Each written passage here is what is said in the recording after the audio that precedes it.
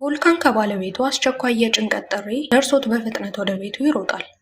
ነገር ግን ቤት ሲደርስ የሚያገኘው ነገር እጅግ የሚዘገንን ነው። ቤቱ ሙሉ በሙሉ ተመሰቃቅሏል። ባለቤቱም ሆነች ልጁ በቤቱ ውስጥ የሉም። ወዲያው ፖሊሶች ይደርሳሉ። በምርመራቸውም ወቅት ያገኙት መረጃ ሁሉ ቮልካንን የሚያስጠረጥር ይሆናል። በአልጋ ስርም ተደብቆ የነበረውን የሚስቱን ማስታወሻ ደብተር አገኙ።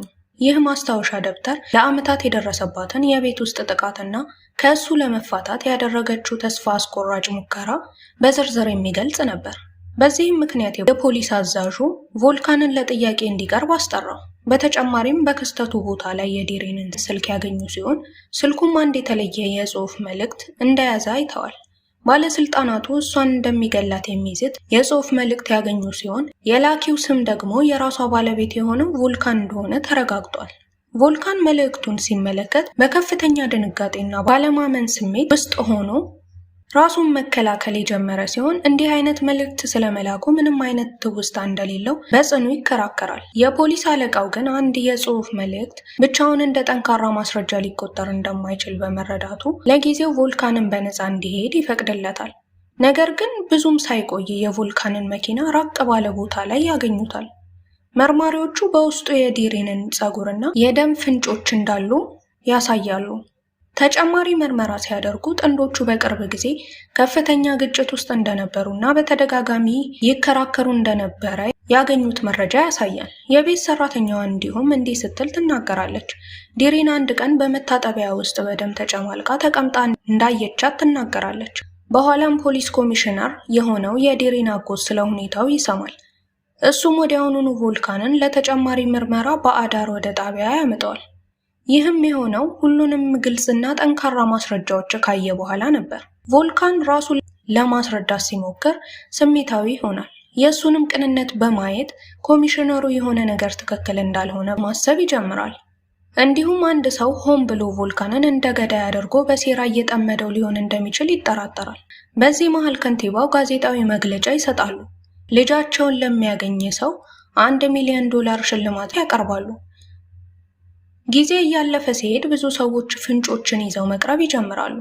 አንድ ምስክር ዲሪን ከመጥፋቷ አንድ ቀን ቀደም ብሎ የሆነውን ነገር ትናገራለች። ቮልካን ከቀድሞ ሚስቱ ጋር የነበረውን ግንኙነት ተጋልጦ ቪዲዮ በኢንተርኔት ላይ በሰፊው ተሰራጭቷል። በዕለቱ ብዙ ሰዎች አሲያ ዲሪን ላይ አካላዊ ጥቃት መሰንዘሯን በመጥቀስ የዲሪን መጥፋት እሷንም ተጠርጣሪ ያደርጋታል ብለው ይናገራሉ። ደግሞም ዲሪን ላይ ጥቃት ለማድረስ ጠንካራ መነሳሻ አላት ስትልም ንግግሯን ታጠቃልላለች። ይህ በእንዲህ እንዳለ አሲያ በድንገት አንድ ሚስጥራዊ ጥቅልል ፖስታ ይደርሳታል። በውስጡ የክትትል ካሜራ ቪዲዮ ይገኛል። ይህም ቪዲዮ አንድ ሰው በሚስጥር በቪዲዮ መጨረሻ ላይ እሷን ይከታተላት እንደነበር ያሳያል። ላኪው በኩራት እንዲህ ይላል፣ አሲያ አንቺ ንጹህ ነሽ፣ ይህንንም ሁሉም ሰው ያውቃል፣ ጨዋታው ገና አሁን ነው የጀመረው ይላል። አሲያ ቪዲዮውን ከተመለከተች በኋላ ለፖሊስ ለመስጠት ወሰነች። ለዲሪን አጎትም ወስዳ ትሰጠዋለች። የዲሪን አጎት እንደተናገረው ላኪው ይህንን ማስረጃ በፈቃደኝነት በማቅረብ የአሲያን ስም ለማጽዳትና ጉዳዩን ግልጽ ለማድረግ እየሞከረ እንደሆነ ይገልጻል። በሚቀጥለው ቀን የከንቲባው ልጅ መጥፋት ዜና በጋዜጣው የፊት ገጽ ዋና ርዕስ ሆነ። በፖሊሶችም ድጋሚ የተለቀቀው ማስረጃ በድጋሚ በቮልካንና በቀድሞ ሚስቱ ቅሌ ዙሪያ በህዝቡ ዘንድ መነጋገሪያ ፈጠረ። አሲያ በድካም ዝላ መጋረጃዎቹን ዘግታ ሶፋው ላይ ጋደም አለች። የሚሰማትን ስሜት ማስወገድ አልቻለችም። የዲሪን መጥፋት በሆነ መንገድ ከሷ ጋር ግንኙነት እንዳለው ታስባለች። በዚያው ቅጽበት ቮልካን የቤቱን ደወል ይደውላል። ያቺን ጠንካራና ራሷን ችላ የቆመች የነበረችው የቀድሞ ሚስቱ እንዲህ ዝላ በማየቱ ሳይወድ በግድ ልቡ እንዲሰበር ያደርገዋል። ዲሪን ካልተገኘች እሷ መቼም ቢሆን ወደ ቀድሞ ማንነቷ መመለስ እንደማትችል ተረድቶ ልቡ ሲሰበር ይሰማዋል። ራሷን ይቅር እንድትል ቮልካን ቀስ ብሎ ወደ እቅፉ አስገብቶ ያረጋጋታል። መላው ዓለም ቢጠረጥርሽም እንኳን ሁል ጊዜ ከጎንሽ እቆማለሁ፣ ሁል ጊዜም እወድሻለሁ በማለት ዲሪንንም እንደሚያገኛት ቃል ይገባላታል።